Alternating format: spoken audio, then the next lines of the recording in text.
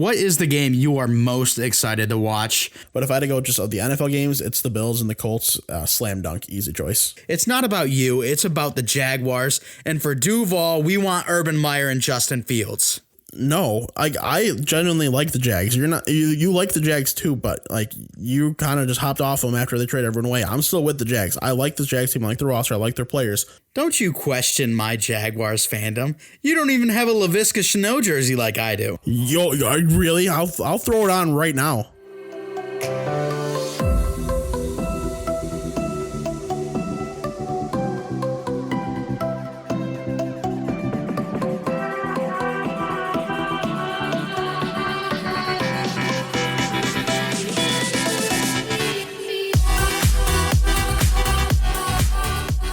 Hello, everyone. Welcome to the WNP podcast. I'm your host, Mike Mitchelson. Join me today, as always, my co-host, Chase Crawshaw. Chase, how we doing? I am doing quite swell, actually. Still riding high off of my fantasy football dynasty championship. Haven't talked about that yet on this show. Pretty fancy to get one of those. So, I'm feeling good about that. I got to enjoy a little bit of football the last week. Get to enjoy playoffs going forward. No stress or anything. So, yeah, I'm doing good. How are you? I am doing great because we got to watch some World Junior Hockey, and we talked about that in our other show, Bolts Broadcast, most recently on Thursday's episode. Well, I mean, it'd be today's episode as well. So if you guys want to listen to some World Junior Hockey talk, go check out the Bolts Broadcast. But yeah, I'm doing pretty good. I was able to enjoy football a little bit earlier this year because didn't make playoffs, except for like a no money league that I don't think I set my lineup in once. So I've come to the decision that I will now only be doing 3 fantasy leagues a year, 2 dynasties, and then your fantasy league, which I've won once already, because I'm just elite. But yeah, so it became a little too much. I kind of forgot to set some lineups a couple of times, and then I got just absolutely screwed by injuries. So I'm ready for the fantasy season to be over with, and thankful that it is, and ready to enjoy some real good football with playoffs. Yeah, it's all fair analysis. It was tough to have to watch you endure the pain of your seasons because you had some rough years or some rough seasons with your teams. But I mean, at the end of the day, your boy, the better half of this show and the Bolts Broadcast, ended up winning the Dynasty Championship, ended up placing 3rd in the other league, so you don't mind. I mean, I'm fine with it because you're paying $10 in my buy-in, so it works for me. That's worth it. It works for you. I needed the moral support because I had no moral support until then, and then I started, just rolling, and then everybody hopped on the Josh Allen is tall bandwagon. Everyone did? Are you sure? Well, I mean, I guess against Paul. Everyone but Paul. Yeah. Who the hell wants Paul to win twice in a row? Yeah, no one wanted Paul to win. I feel bad, but that's okay. He doesn't listen to our show anyway, so he won't hear our slander against him. But Chase, big show today. We haven't talked in 2 weeks because we took a little break with Christmas Eve and New Year's Eve being our usual days of release over these past 2 weeks. So we're coming back now for some football talk. We got to first talk about some college football. We got some news, and then we're going to be talking about the college football playoffs and a prediction for the college football final. And then we're going to be talking about the NFL, talk about some coach firings, talk about a cryptic tweet from a superstar player, and then I'm going to be talking about the NFL playoffs as well. So let's dive in first with the college football playoffs. First, big news, Devontae Smith wins the Heisman. I think he's only the 2nd wide receiver to ever do it. Congratulations to him. Yeah, I mean, I was saying I really want him to win it, even though, it would have been cool to see Trevor Lawrence win because he didn't win a Heisman in his college career, which is unfortunate because he's such a highly regarded prospect. But I wanted Devontae Smith to win because it's cool seeing receivers win that award. It's so rare because really, to be the best college football player, that's going to be a quarterback or a running back usually because they're the ones carrying the team. But for a receiver to do what he did, it's not very easy. He really put the team on his back once Jalen Waddle went down, helping this team go to the national championship. They'll be playing that here pretty soon. We'll see what they do there, but he really, really deserved it. Yep, absolutely. And excuse me, it is the fourth wide receiver to win the Heisman. But he was phenomenal. Congratulations to him. Yeah, I am a little upset that Trevor Lawrence is gonna leave college without a Heisman. But you don't need Heismans to be a successful NFL player. So it's I don't know. I feel like his story kind of ended poorly because he doesn't make it to the college football playoffs. The college football championship, excuse me. He doesn't win the Heisman. So he kind of goes out like pretty low. Like that's probably his lowest moment in college. He doesn't make the playoffs, doesn't win the Heisman, and now he's gone. Yeah, I mean it's possible, but at least now he can go into the NFL season with something to prove. He's not coming off of Joe Burrow. He had the record-setting year, won the national championship, and had to kind of continue off of that and had a lot of high expectations. Lawrence is going to have similar expectations, but they're honestly his expectations on general consensus are probably lower than Joe Burrow's right now, just because of the season Joe Burrow had. So it's probably a little better for Trevor Lawrence wherever he's going. You got to cut the guy some slack, regardless of how good he is. It doesn't matter if there's a quarterback coming out who is just the absolute perfect prospect, best player we've ever seen, not even close. They're still going to be adjusting to the NFL. They're going to struggle more likely than not. So even if they play better more often than they play worse, kind of like how Herbert and Burrow both did, there's still going to be struggles. So it's good that maybe he'll have a little bit more patience given to him, a little more time instead of having too much pressure. Yeah, for sure. And I'm excited to see him in the Jets uniform. And yes, I said the Jets uniform. We'll get onto that in a little bit. But the last big piece of news involves Trevor Lawrence and then, of course, Zach Wilson as well, quarterback out of BYU. Both have declared for the NFL draft. Not really a surprise here. No, I mean, it was going to happen regardless. They're going to be high draft picks. No one is shocked at all. So, yeah, it's really what else there to say. Yeah, for sure. And then JT Daniels, a potential second rounder quarterback, at least in our minds. He has decided that he is going to be staying put in Athens with the Georgia Bulldogs. He said he's got some more business to handle when it comes to college football. So a quarterback name coming off the list that we thought could be a nice pick for maybe the Lions or the Falcons in the second round. He won't be there now. So that's it for the news. We're going to recap the college football playoffs now and the Peach Bowl. I did want to mention the Peach Bowl because obviously Cincinnati, they were considered robbed of a college football playoff possibility or opportunity, I should say. So I did want to go over the Peach Bowl as well. Let's hit on that one first. That was, of course, between Georgia and Cincinnati. Cincinnati's final rank 8. Georgia's final rank 9. This game ended 24-21, but it was a lot closer. If it wasn't for a last-second safety, Georgia would have only won by 1 point, and it came from a 50-plus yard last-second field goal. Well, not last second because Cincinnati got the ball back with I think somewhere in the teens for seconds left. So, but yeah, phenomenal game, and I think Cincinnati proved that, hey, we are a legit team. We took Georgia to the brink. Yeah, and Georgia's a team that I know some people wanted in the playoffs. They thought they were good enough and just kind of had a couple losses that just weren't deserving. That whatever, blah, blah, they should have been a borderline team. The way Cincinnati played, Cincinnati was the better team for a lot of the game. Ended up choking it, of course. That happens sometimes. It happens, a decent amount in sports. Teams get comfortable, and when they get comfortable, they kind of get caught on their heels, and you blow right by them. So that's exactly what happened at Cincinnati. I genuinely think if they were, in the college football playoffs, they would have had a chance. The way Ohio State played against Clemson, Ohio State would have kicked their ass. And really, it's kind of probably the same thing with Bama too. It's unfortunate because those two teams just looked really, really, really good in both of their games, and would have been kind of a similar situation against Cincy. But I really hope that this team they get a fair chance next year. They're gonna have a lot of returning players. Hopefully, they get a good rank. If they can have another undefeated type of season or one loss season, maybe they can be that first team to sneak in that is not a Power 5 school.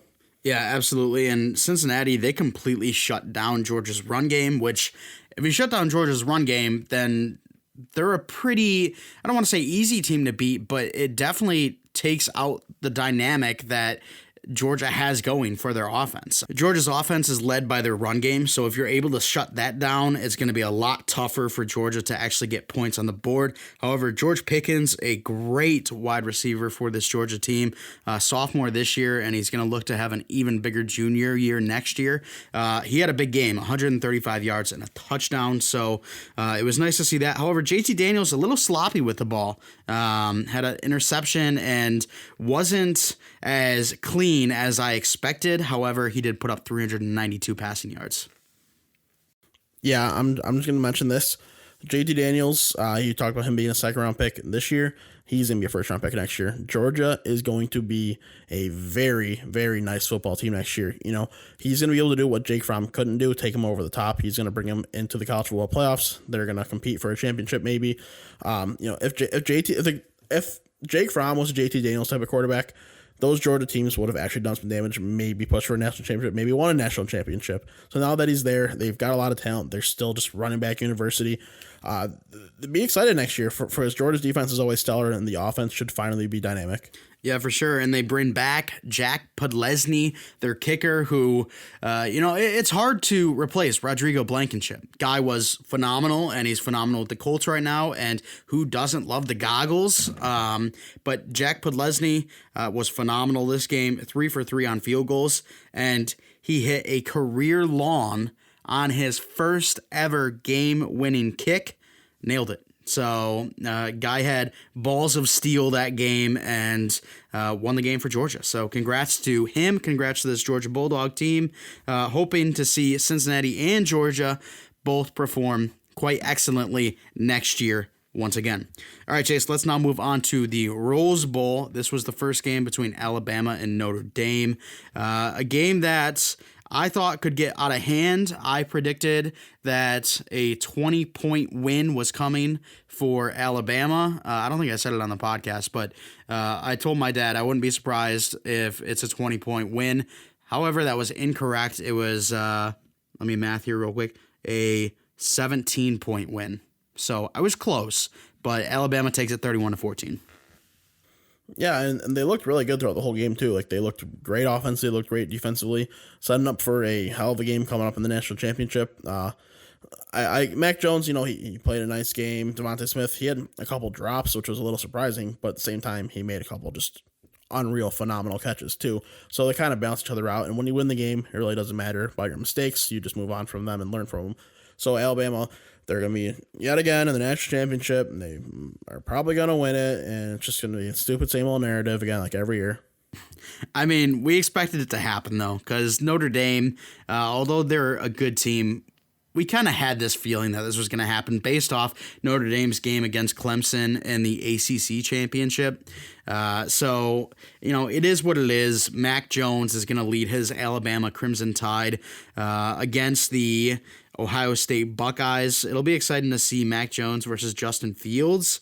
Both were phenomenal in their playoff games. However, I did want to mention Kyron Williams for Notre Dame, a sophomore running back. He looked good, even though his average wasn't great, a 4-point average. He did have some flashes, and I think that he's going to be a top 5 running back coming into next year's draft, not this year. So excited to see what he can do coming back to Notre Dame next year.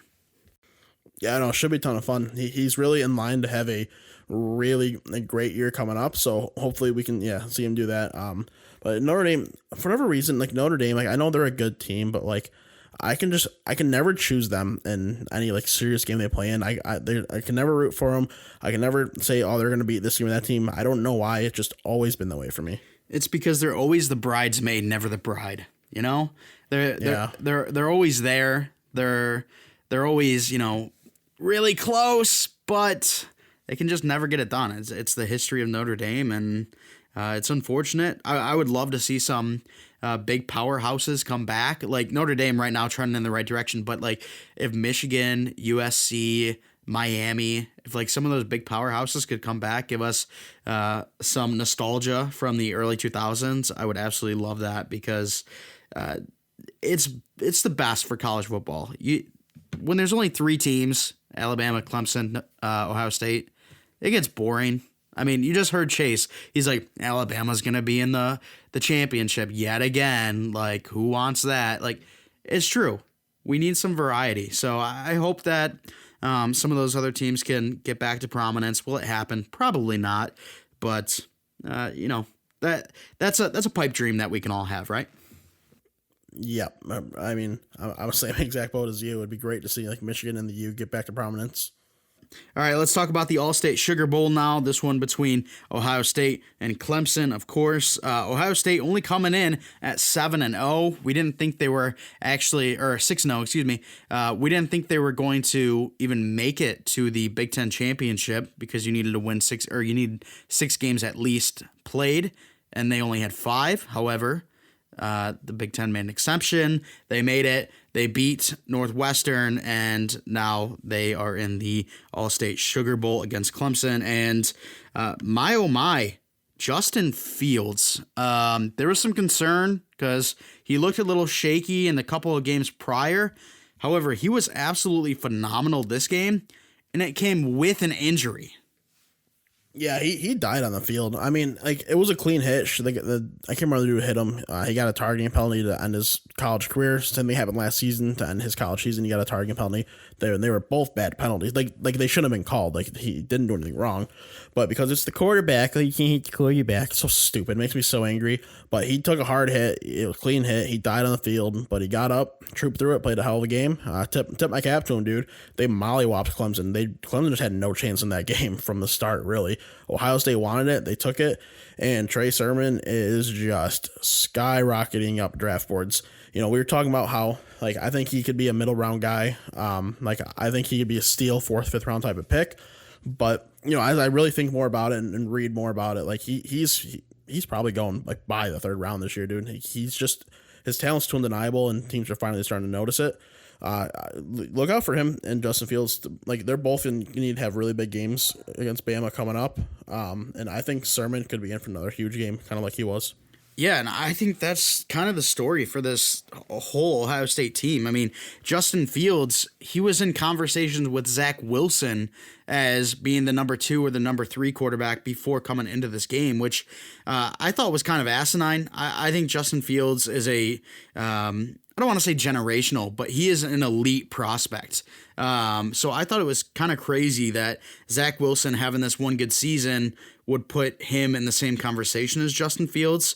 I think this game changes that. The resilience by him after getting just absolutely clobbered, and then being able to put up 385 yards and 6 touchdowns. I think that helps his draft stock. Trey Sermon, like you mentioned, helps him as well. And then Chris Olave too. I think Chris Olave could go into the 2nd round now, where I originally saw him as like a 3rd, 4th rounder. Yeah, I mean, I have Chris Olave as a 2nd round talent from the get go personally, and he's earned it at this point. But I really can't wait till we do our NFL draft show, especially with these quarterbacks. I have a lot I want to say about these guys. I've mentioned some things throughout the podcast, mentioned some things off the podcast about certain guys. So, some recency bias plays into it. But I've already started just kind of reading back and like watching, clips and highlights and plays and stuff, a little bit of film analysis on guys too. I can't wait till we finally have that conversation about these quarterbacks because I have a lot of fun. I can't wait. I just have so much fun talking about these QBs because they're so fun. And then, but just this receiver core too, right? Chris Olave, I honestly think with his talent on normal receiver year, he's a 1st round pick, but because it's so deep, it pushed him back, but it's going to be hard to take him out of the 2nd round. Yeah, for sure. And then last thing before we move on to some NFL talk, Chase, Trevor Lawrence, 400 yards, 2 touchdowns, 1 interception.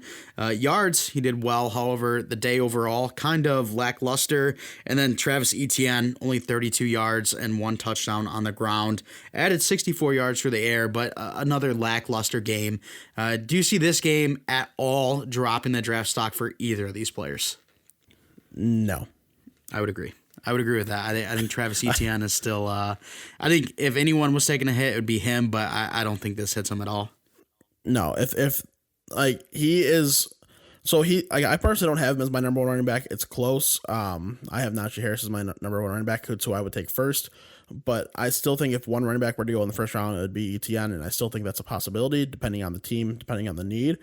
So it really didn't hurt anybody's draft stock. Really, when you think about it, Clemson, like their receiving group was like it was the worst of Trevor Lawrence's college career, especially with Justin Ross not playing all season. So, the fact that he's still, like slinging it all over the field the way he did is impressive. Yeah, absolutely. All right, Chase. Monday, January 11th, 8 p.m.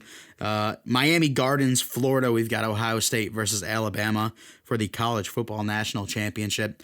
You got to pick one team. Who's going to win it?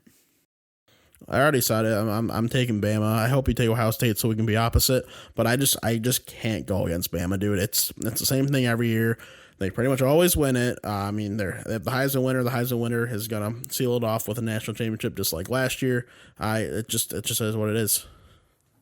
I will take Ohio State. Dobbs. I don't want to because I go to Michigan State, so I hate Ohio State. But for some reason, since Justin Fields has come to Ohio State, I've kind of had a little bit of a soft spot for that team, and I think just the flame that was lit under his ass before the college football playoff game against Clemson, with his draft stock, dropping. I'm doing air quotes there. He just balled out, and the fact that he was absolutely smacked and had the resilience to keep going and just outperform Trevor Lawrence, I think that's going to carry over with the rest of his teammates into this game. It's going to be a close one, I think, and I'm excited to see it. Trey Sermon versus Najee Harris, Mac Jones versus Justin Fields, Chris Olave versus Devontae Smith. It's going to be a good game, and I think whoever has the best defense is going to win it. However, both of these defenses, they haven't been the extremely prominent defenses that they've had for years and years. Yeah, it really is strange how that works, but both offenses have, taken big step ups from the previous years too. So, once one thing gets bad, the other just gets better. It's how these big schools always end up working out, how these dominant programs always work out. So it's gonna be a really fun game though, regardless. If Ohio State wins, it's better for the Big Ten anyway. The Big Ten schools, they get money for Ohio State going to the football playoffs. I think they get money for them winning the championship too. So not even just Ohio State, but the whole Big Ten does. So it's better for the Big Ten at the end of the day if Ohio State wins. So I'm not gonna be mad if they win it all. But it's too hard for me to choose against Bama. Yeah, for sure. And if Ohio State does win and Justin Fields has another big game, it's just going to turn into a Cinderella story. And it's just going to solidify him as that number one pick. He can't, no. We're going to talk about that here in just a second. So NFL talk now. First up, we want to talk about coach firings. Adam Gase, Anthony Lynn, Doug Marrone, all fired. Adam Gase, good riddance. Anthony Lynn, I don't know if you saw his statement after he got fired, but it kind of puts like a dagger in my heart because we saw on Hard Knocks how awesome of a guy he was, and then his statement too just made me reiterate that thought because he just seems like a great, genuine guy. However, he couldn't get it done on the football field. So Gase, Lynn gone, and then Doug Marrone gone as well. That one a little bit, I don't want to say surprising, but definitely not one that we were clamoring for. No, so I want to start with the Anthony Lynn real quick thing. He's a great dude. He's a nice guy, but great dudes and nice guys aren't head coaches in sports for a reason. Because you can be buddy with everybody, but at the end of the day, you have to show tough love. A guy like Sean McVay, he's a definition of a player's coach, but he gets on your ass, and Anthony Lynn just didn't do that enough. He didn't get on your ass. He didn't take enough initiative. And that's exactly what a coordinator needs to be, not a head coach. He's going to be a coordinator somewhere and do perfectly fine. But yeah, Doug Marrone, that firing, I predicted that he was going to stay on. I really thought that was going to be the case. Thought he was going to get 1 year, see what he can do with a rookie QB. They decided to go a different direction, which I understand at the same time because he's been there for a little bit and hasn't really gotten it quite done. At the same time, if you look at the quarterbacks he's been given to work with, they've been just god awful. So it would have been cool to see what he could do with a legit talent. Regardless, he's gone. There's speculation about a certain coach that I would heavily disagree with his hire, but it could make things really interesting. Yeah, absolutely. And I'm glad that neither of us mentioned Adam Gase's butthole eyes in depth because I mean, it's so obvious. Even if you're just a general NFL fan, you know how bad that guy is. So it's nice to see him gone, and the Jets are interviewing some big names. So going to be excited to see who they are able to nab with that second overall pick. Does it entice a big name coach to come? We'll have to wait and see. Two coaches that have been retained that were in talks of being fired: Vic Fangio for the Denver Broncos and Zach Taylor for the Cincinnati Bengals. Your thoughts on those two? Both understanding, but both also a little surprising. So Zach Taylor, he ended up winning games with a just like really a Salvation Army puzzle piece type of like team, because it was just a bunch of random pieces thrown in a box and he made it fit together. They're able to pull a couple wins and look okay. So, if Burrow for a full year, maybe he can get something done next year. It's worthy of one more year, one more chance, because honestly, I don't know if the Bengals would have won any of the major head coaches anyway. And if they're going to fire Zach Taylor for 2 years, you got to get a major head coach candidate. So no problem with that. Vic Fangio, I'm fine with him getting one more year as well. Not a guy that just thrills me as a coach. Denver's in a weird spot. Drew Lock is not a good quarterback. They need to find a new one, but I don't think they're going to be finding a new one this offseason. So he's just set up to fail next year and get fired next year anyway. Yeah, I'll have to see with Vic Fangio. I mean, there's so many injuries for that Denver Bronco team that I can't really fault him. Like, so many injuries. Cortland Sutton, Von Miller, Drew Lock was out for a couple of games. They lost their running backs for a couple of games. So it's hard to coach when you have no players, No, it's fair. And then Zach Taylor, I mean, he lost Joe Burrow, he lost Joe Mixon, and like you said, he somehow found a win over the Pittsburgh Steelers and the Deshaun Watson-led Houston Texans, which isn't great, but if you're able to use Brandon Allen to outduel Deshaun Watson, I mean, that's got to say something, right?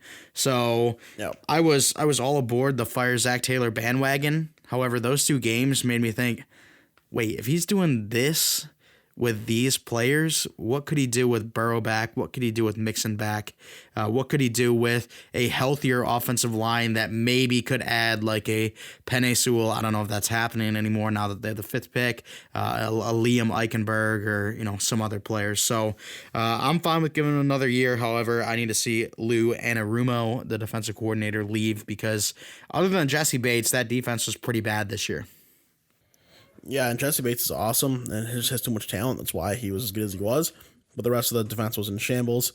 We'll see what happens with that team. Hopefully, something changes with that defense and that coordinator. But I don't feel very optimistic about that, to be honest. Yeah, and I want to go back on your point where you said you don't know if the Bengals could win any of the top coaching candidates. I don't know, dude. Burrow's kind of an exciting name to want to coach.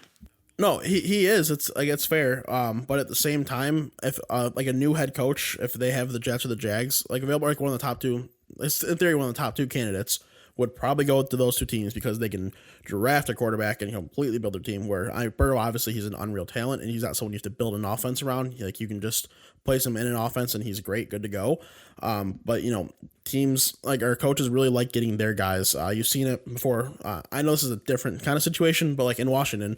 They didn't want Dwayne Haskins. Jay Gruden didn't want Dwayne Haskins there, but ownership made him take him, so they took him, and we see everything that's happened so far. I'm not saying that would happen with any of the other teams or these players, but like it's a real thing.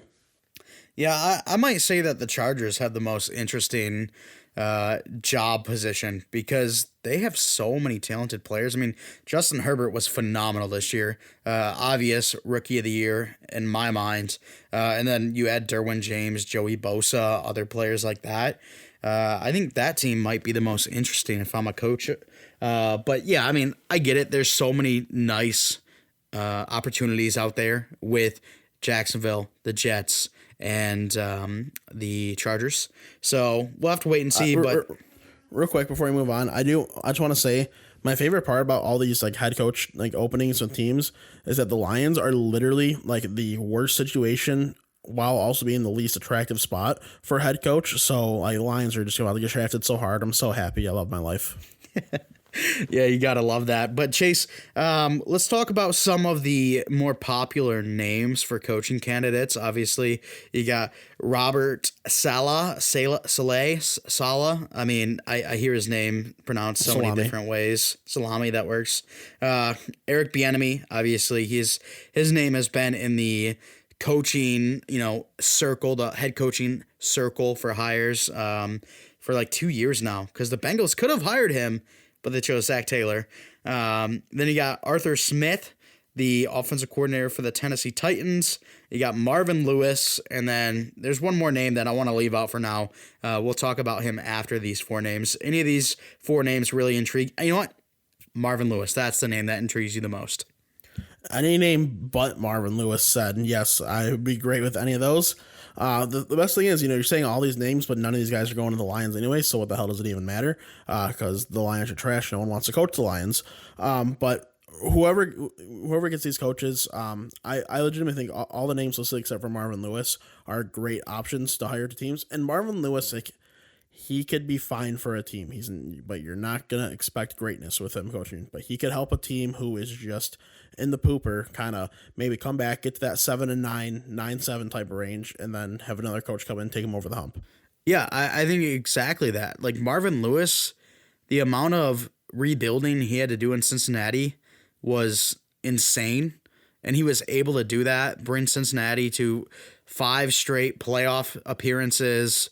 Obviously, he wasn't able to get him over the hump, but I think if you're a team like the Jets, and please, Jets, don't take this literally. Do not hire Marvin Lewis, because if you do, it's going to be an Adam Gase situation just all over, because from top down, your management, your ownership is just terrible. Don't do this.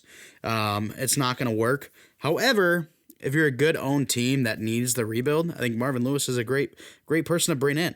He can turn the team around, get some nice players in there, and then once you guys are about to make playoffs, then can him and bring someone else in.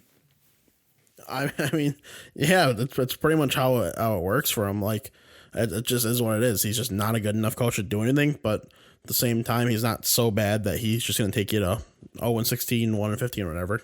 Yeah, absolutely. All right, Chase, last name here, Urban Meyer.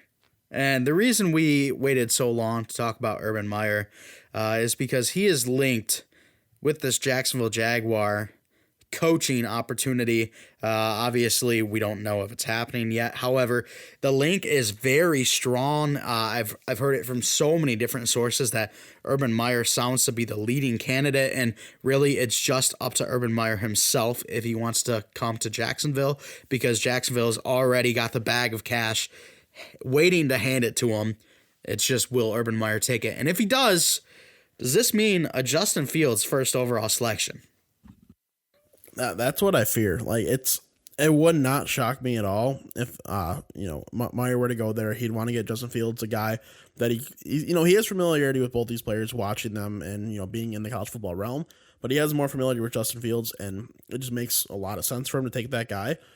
I really, really, really, really, really hope that does not happen. If they hire Urban Meyer, I'm gonna be annoyed. But at that point, just do the right thing, Urban. Take Trevor Lawrence.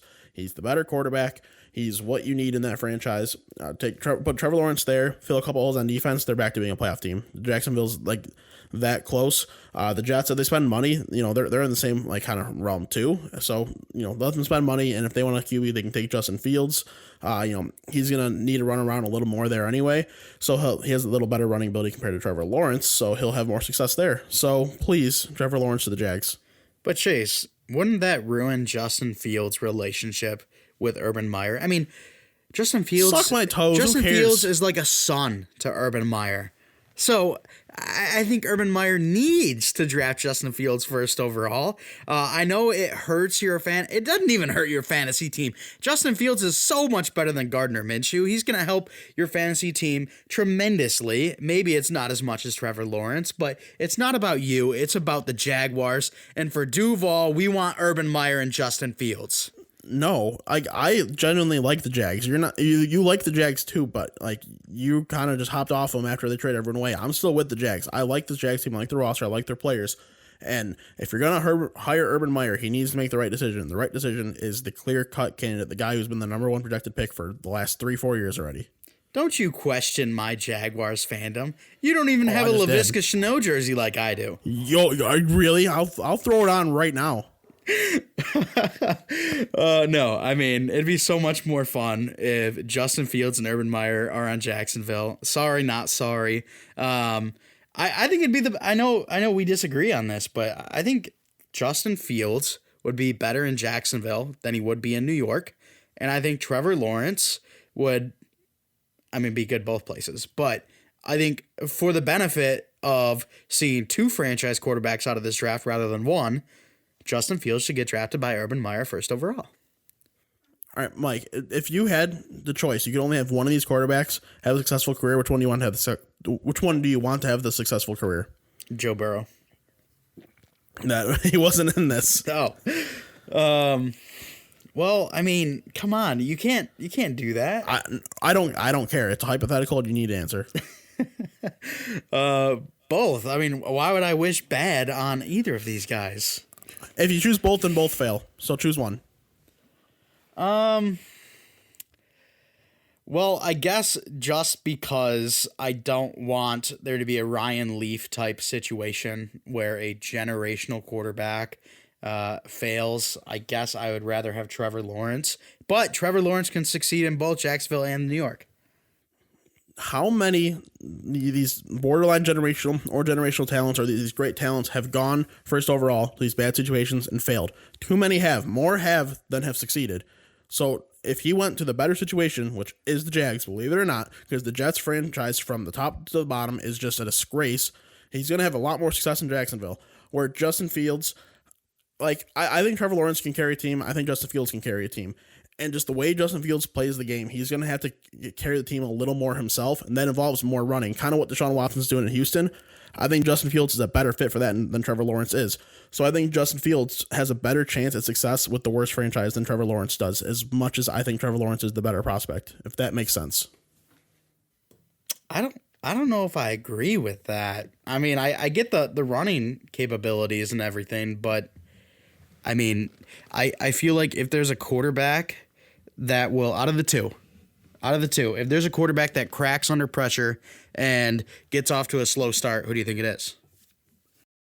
It could be Justin Fields, but I genuinely think that he's I've talked about, I have concerns with him, but I still think he is the guy that can really get to the high level. I think that these guys could be legitimate top 3 quarterbacks in the league their whole careers. I think that's very much within the realm of possibility. And I just think it just makes a lot more sense with the situation I have. And you know what's awesome about that? They're both in the AFC, and you're not going to have to verse them as much. However, Joe Burrow and Josh Allen and Tua and Justin Herbert and Mahomes and everyone is Derek Carr, freaking Deshaun Watson. Just everyone, every great young quarterback except for Kyler Murray is in the AFC, and it pisses me off.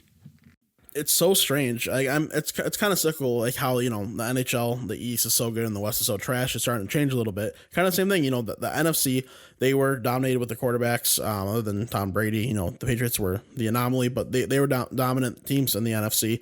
But now it's kind of changing to the AFC as they're starting to get younger. The worst teams are finally rebuilding. So it's just that whole cycle. Yeah, absolutely. So, Chase, we'll talk more on the Urban Meyer, Justin Fields, Trevor Lawrence, all that dilemma in another episode because we've got plenty of episodes coming out before the draft. So let's now move on to a superstar's cryptic tweet. It was sent out last night, and we're not even quite sure what the tweet is actually referencing to. We have a somewhat of an idea, but we're not exactly sure.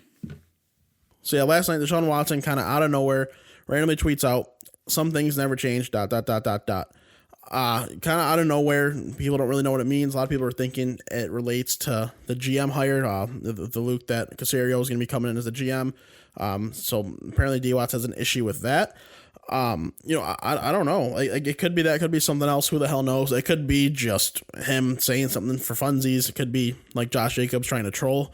I don't know. But regardless, Deshaun Watson, I don't think he would say this without meaning because he's had such a stressful Bush League career so far because he's just had a horrible coaching situation. He's had no help. I feel bad for the dude. So he's definitely feeling some sort of way. Yeah, I'm not sure what the tweet is referencing. However, I did see a replied tweet to his tweet saying, come to DC, and it showed him in a football team jersey. That would be the perfect fit. Like, he has the help there with Terry McLaurin. Could you imagine Deshaun Watson with Terry McLaurin? And then they already got that great defense, which carried them to a 7-9 record and a playoff appearance. Like, I think that would be the perfect situation for him. And Antonio Gibson is actually like legitimate good running back. So that would be, it'd be weird seeing him in that jersey, but that'd be fantastic. And Ron Rivera, great coach. You're going to have the stability there. Beauty. So, and congratulations from him, by the way. Like, if it wasn't for Alex Smith getting comeback player of the year, you might have to give it to Ron Rivera, even though he's not a comeback player. Like, the things he's fought through this year, absolutely phenomenal. A great story around the Washington football team, even though during the offseason it wasn't as great. Like, a great overall story during the season for this Washington football team. They're not going to do much in the playoffs. They got the Buccaneers first round, but overall, a culture that you can build upon because of this first season. Oh, 100%. And honestly, he might win coach of the year. I know they only made the playoffs because of the way the divisions worked out and they won the division. But this was a team that I expected to do nothing, that a lot of people expected to do nothing, and kind of, just a mismatched roster, a good defense, but the offense a little bit iffy. Well, you got some young players, you had the quarterback situation a mess, but Alex Smith came in and played fantastic, really helped the team win, and it was a lot thanks to Ron Rivera coaching and scheming. I have no problem with him getting coach of the year. I don't know who was even the favorite to really win it this year, maybe like a Sean McDermott or something, but dude, it's impressive what they've done, regardless of what their record. Yeah, I mean, he was going through chemo and didn't miss one game. Going through chemo while we have a global pandemic, and he didn't miss one game. Absolutely crazy. He got his team to the playoffs. Definitely a candidate there. I'd also put, like you said, Sean McDermott and even Brian Flores. I think you really can't go wrong with any of those guys. And I'm sure there's another guy that I'm missing, Matt LaFleur maybe. But some great candidates there, and excited to see what happens with the future of these great coaches. But Chase, we now move on to the first round of playoffs. We got to talk about some of the games, do some predictions. Very excited for this. We'll start off with the NFC because that's the worst division. Let's be honest. Come on, Chase. AFC for the win. We'll start off with the number 2 seed, the New Orleans Saints versus the number 7 seed, Chicago. This will be played in New Orleans. I think this is probably going to be a blowout, and I really don't think Chicago really should have been a playoff team, but they are. I don't think it's going to be a blowout on the scoreboard, and technically they wouldn't be a playoff team if it was for the old playoff setting, or playoff rules where 6 teams got in. So I don't think it's going to be a blowout in terms of the scoreboard, but it's not going to be a close game. Chicago doesn't have a chance. This should be a very just handily win for the Saints. Not too much stress. Hopefully Drew Brees doesn't get beat up too much for them because they need him to be as healthy as possible. Maybe he can get one more Super Bowl before he goes out, but it's not going to be close. Yeah, and I've been seeing people say that the New Orleans Saints have the best overall roster, the deepest overall roster. I don't know if I can agree with that. I just think that if you take out Alvin Kamara, their offense is kind of shit, especially because Michael Thomas has had a really slow year this year. Yeah, without Kamara, it's definitely a different type of team. I still think they could win games in the playoffs without him. Like they could be like the Bears, is what I'm saying. But they go further than that would be a stretch. They're good enough to get it done, but they're definitely not the best roster. Yeah, absolutely. All right, let's now move on to a battle of the NFC West. This is between the number 6 ranked LA Rams and the number 3 ranked Seattle Seahawks. Who are you taking in this one? So this one should actually end up being a pretty entertaining game. This is probably the NFC game I look forward to the most. I'm going to go with the Seahawks in this one. They were my preseason pick for Super Bowl. Maybe that stays the same. Maybe that changes. I guess you're going to have to keep listening to this podcast and future podcasts to see how that, is. But I think they're going to win this game. Should be entertaining. Russell Wilson, he's kind of slowed down the second half of the year. But I think come playoff time, he's going to show up a little more, be ready to cook yet again. Yeah, I agree here. For some reason, there is a lot of how do I want to say it, displeasure maybe with Jared Goff's play as of recent. And I mean, I agree. I never really, I think for 2 years now, I've been saying Jared Goff's really just an average quarterback. And they're even talking about the quarterback situation for the Rams this week coming into the playoffs too. Is Jared Goff going to be ready? If he is ready, how good is he going to look? So I'm going to Seahawks. I mean, even though Russ has kind of not struggled, but been average this latter half of the regular season, he's still better than Jared Goff. Yeah, I mean, that's obvious. He's still a top 2, maybe 3 quarterback in the league. I'd still say he's in the top 2 firmly. It sucks that he's not really in the MVP race anymore like it looked like he was going to be. He deserves some MVP votes at some point in his career. This year isn't the year, but he still could do some damage in playoffs. Yeah, absolutely. All right, last NFC game. This would be the number 5 seed Tampa Bay Buccaneers at the number 4 seed Washington football team. A great story for Washington, but they don't make it out of the first round. No, it's just not feasible. Like there's really nothing else to say. It'd be cool to see them somehow win, but they just can't. Like the defense would have to play. The defense has been outstanding, has been way better than I think anyone's expectations were for them, but they would have to reach another level on top of the level they've already reached to beat this Tampa Bay team. Their offense is just immaculate and the defense is pretty damn good itself, and I don't think Alex Smith is going to be able to light up the Tampa Bay Buccaneers defense. So unfortunate for Washington, but hey, they won the division, and next year they look to try to do it again. If they can get a quarterback, this team could actually be dangerous for the future, but right now it's not their time. Let's move to the number 7 Indianapolis Colts versus the number 2 Buffalo Bills. You got 2 loves on each side, Jonathan Taylor versus Josh Allen. Who you taking? I mean, like I gotta go with the Bills. Like how could I not go the Bills here, dude? They've looked unreal. I really, really want them to win the Super Bowl this year of all the teams in the playoffs. They've just been so much fun to watch. Josh Allen having an MVP type of season. He's going to be a finalist. He's going to be one of the top 3 votes. I'd be shocked if not. He really has proven that he is this level of quarterback that a lot of people doubted he could be. Going back to his draft year, people are like, oh, sure, he has the tools, but, he played at a small school. He was under-recruited for a reason. He's not that good. He's going to struggle in the NFL. Rookie year, yeah, he struggled. Second year, still had some struggles, but looked better. This year, he eliminated almost all of his mistakes. He's still, I'm going to be honest, he's still good for a Josh Allen type of play a game, probably. But, before he was making 15 of those a game. If he can get down to where he's making one every other game, and with how good they already did this year, like that's a every year Super Bowl contending type of team. He is a truly special quarterback. So happy to see him at the level that he is.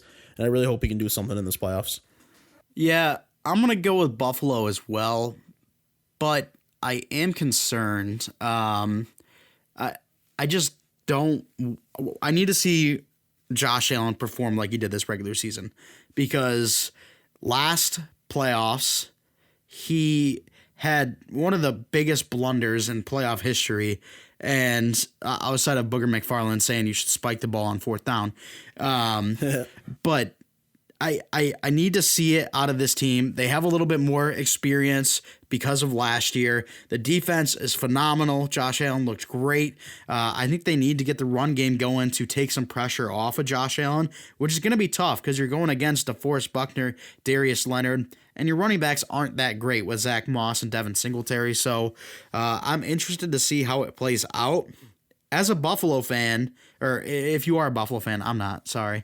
But if you are one, I think you should be a little worried. Don't take this game lightly. Don't think that this is going to be a steamroll, because this Colts defense is good. And if the Colts are able to control the ball, control the clock with Jonathan Taylor, this game could get a lot closer than you want to think.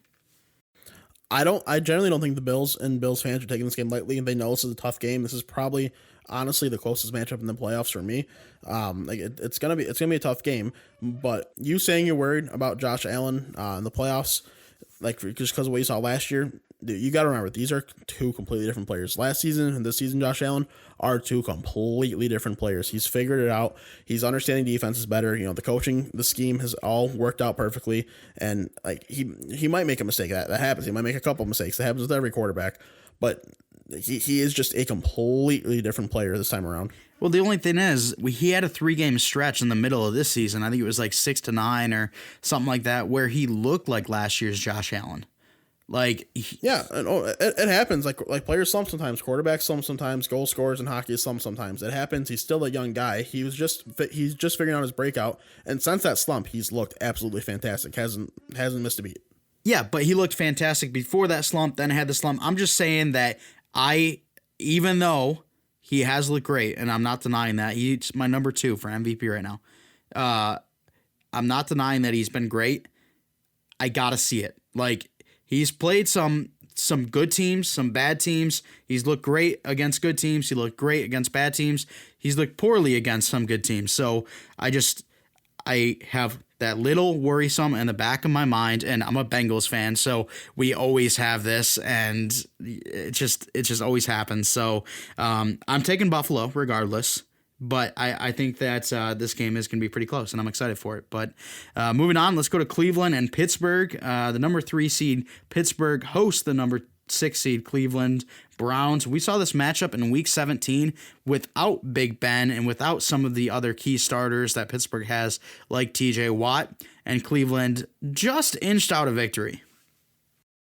Yeah, I don't want to pick Pittsburgh in this game because I think they're kind of frauds, but I am going to pick Pittsburgh in this game because I just don't think the Browns are going to be able to swing this one. I think the Browns, they're taking the right steps. They got to this playoff level type of team. They're going to play the Steelers, who the Steelers realize their slump. They're fixing their mistakes, and they're still a solid team. Like, they're still, in reality, a borderline playoff team, even if we think they're kind of frauds. So they're going to come, ready to play a little harder and play a little smarter, and the Browns just aren't going to be fully ready for it. Yeah, this game's going to come down to whether or not Juju does a TikTok dance on his own team's logo before the game. I'm going to take the Steelers, but because that game shouldn't have been that close in Week 17. Cleveland had all of their players playing, where Pittsburgh sat out T.J. Watt, they sat out Big Ben, like they sat out a lot of their good players, and it was way too close of a game. So I got to take Pittsburgh as well. However, if Juju does a tic-tac dance before the game, then that's probably going to end with Denzel Ward just getting a giant hit. Not as giant as Von Bell, but a giant hit on Juju, fumble 6. That's going to be the game-winning touchdown and, all that. So either way, I want both of these teams to lose. They're both in my division. I hate both of them.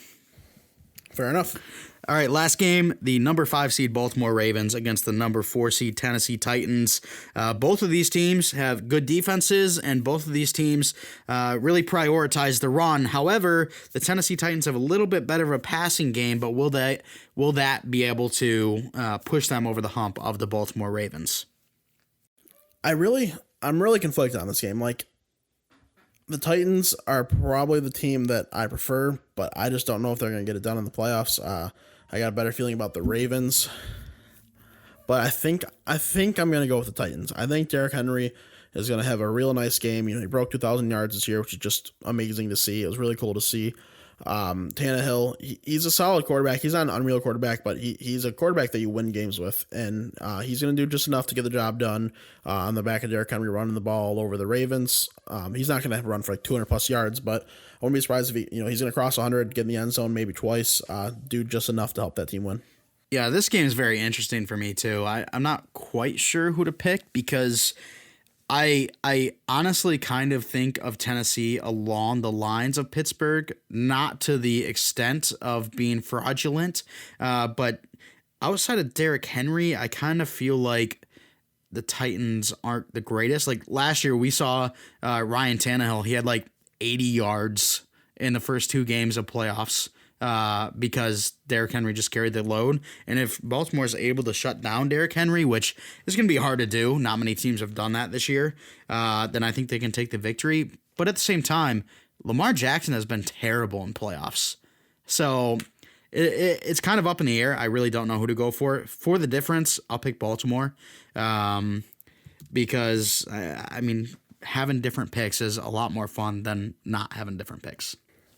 Yeah, is that our only difference? That is our only difference outside of the college football national championship, of course. Yeah. But yeah, that's going to be our only difference. It's going to be exciting to see who wins these games. It'd be crazy if we were 3-3 or something like that. Like That would be. the games we thought were kind of shoo-ins were not shoo-ins. But we'll have to wait and see. Chase, what is the game you are most excited to watch out of these 6 games and then the college football championship as well? Well, I mean, if we're including the college football championship, it's going to be that because there's a championship to play for on the line there. I look very forward to that. It's always a ton of fun. It'll be a good way to wrap up the college football season. Seeing a champion like be crowned, I guess is the word I'm looking for. I don't know. So probably that. But if I had to go just of the NFL games, it's the Bills and the Colts. Slam dunk, easy choice. Yeah, I'm excited. I'm definitely excited. The Colts, they've struggled in the playoffs as well. There's a lot of teams here that have struggled in the playoffs, which is kind of weird. And hey, not seeing New England in the playoffs for the first time in decades, kind of crazy. Blessing. Bless up. Just like taking Alabama out of the college football playoffs. We need it. Yes. All right, well, that's going to do it for this episode. We want to thank you guys for coming out and giving us a listen. If you guys will, let us know who you are taking in the college football playoffs or college football championship down in the comments, as well as who you're taking in the NFL playoffs. Let us know. We are very interested in that. If you're listening on a podcast platform, tweet at us your predictions at WNP Sports Pod. You can also follow us there on Twitter at WNP Sports Pod to get the latest information about new episodes. If you are on YouTube, if you could, please give us a like, give us a comment, hit the subscribe button, and hit that bell to turn on notifications. If you're listening on a podcast platform, if you would, please rate us 5 stars. That would mean so much to us, and we really appreciate all the help that you can give us. If you're interested in following us on Instagram or Facebook, those links will also be down in the description. But that's going to be it for this episode. We want to thank you guys so much for coming out. And as always, we're not professionals.